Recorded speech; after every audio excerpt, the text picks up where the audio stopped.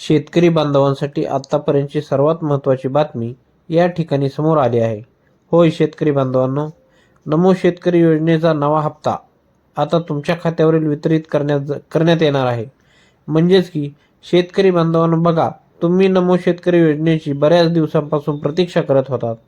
आता ही प्रतीक्षा कायमचीच या ठिकाणी संपलेली आहे. आज या ठिकाणी दुसऱ्या टप्प्यामध्ये म्हणजेच काही जिल्ह्यांमध्ये नमो शेतकरी योजनेच्या नव्या हप्त्यांचे 2,000 रुपये आता जमा होणार आहेत. आता आपण शेतकरी बांधवांनो सविस्तरपणे जाणून घेणार आहोत की किती जिल्ह्यांतील शेतकरी बांधवांच्या खात्यात दुसऱ्या टप्प्यामध्ये नमो शेतकरी महासन्मान निधी योजना नवा हप्ता आज जमा होणार आहे.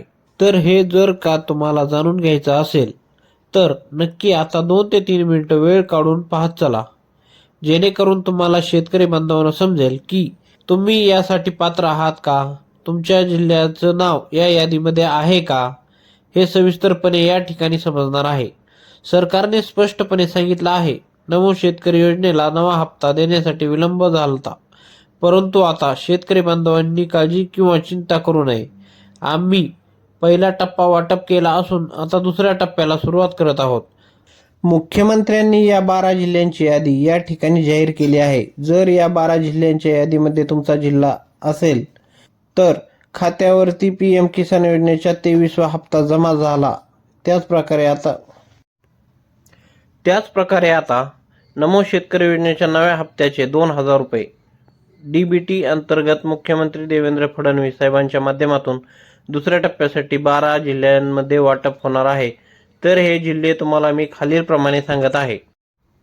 पहिला आहे पालघर, दुसरा आहे परभणी, तिसरा आहे रत्नागिरी, चौथा आहे सिंधुदुर्ग, पाचवा आहे ठाणे, सहावा आहे जालना, सातवा आहे जळगाव, आठवा आहे कोल्हापूर, नववा आहे पुणे, 10वा आहे गडचिरोली, 11वा आहे हिंगोली आणि 12वा आहे गोंदिया.